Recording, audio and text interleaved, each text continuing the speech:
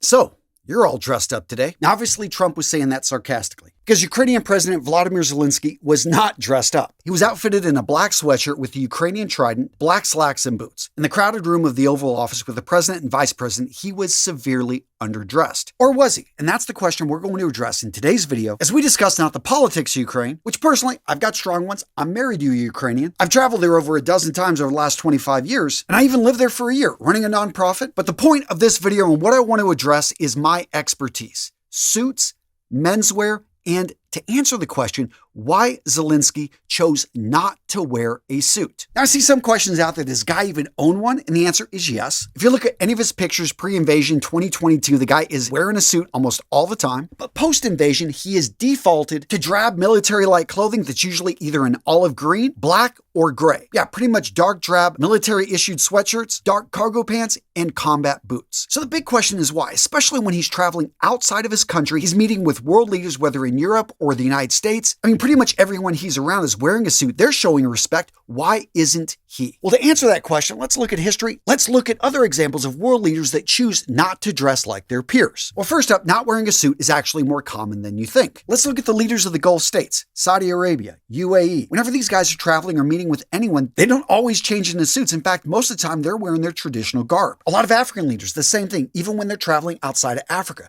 they choose to wear clothing that represents their traditions, their heritage. Probably the most famous example, Mahatma Gandhi. He's very famous for wearing his dhoti and shawl even when traveling abroad. As many of you guys know, this was really humble clothing because he had spun it. He had made it himself. Now, of course, the clothing that Zelenskyy is wearing is not ethnically Ukrainian. I mean, otherwise he'd be dressed like a Cossack. But the point is, clothing sends a message. Before you even open your mouth, people are making a judgment. They are making a decision based off of what you wear. And what Zelenskyy is doing is he's using his clothing to send a clear message that his country is at war. He's sending a message to his people that he stands in solidarity with them, with the soldiers, with the civilians on the ground, with the people that every single day have missiles raining in on them, live in the constant threat of being bombed, of being killed. And that right there, gentlemen, is the main reason he dresses the way he does, because it starts the conversation. It's the constant reminder that things for him and his country are not normal. That the conversation happening wherever he's at in the world, yes,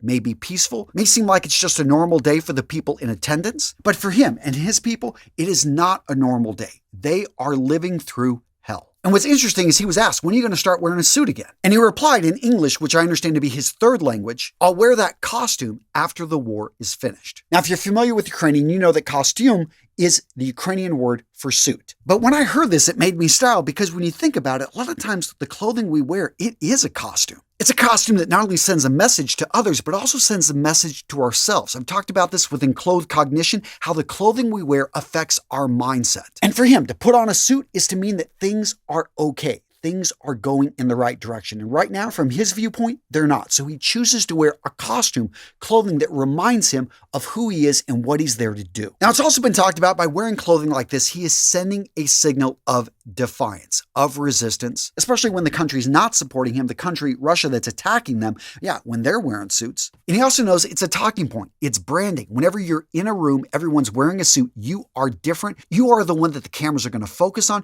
You're the one that's going to get the attention. And let's face it, it's incredibly practical. And by the way, Winston Churchill, if you look back, he had his siren suit. This was basically a flight suit that he would put on whether the middle of the night, whenever the threat was right on him, whenever he was about to get bombed and he needed to go to a safe place, maybe he's in bed, he would simply throw the suit on, zip it up, and go out. In fact, do a quick Google search, you'll see him wearing this throughout the Battle of Britain and the early parts of World War II. Agree, disagree, I have to admit, I really don't care. I've got my viewpoints, but if you want to let me know in the comments, I'll probably read them. So right here, guys, if you want to see more on this subject, I made this a few years ago. I still think it's a great video. But yeah, it's a show of leadership, representing and taking care of his country. I think he's done a really good job, and history will be kind to him. Agree, disagree? Go watch the video and make up your own mind.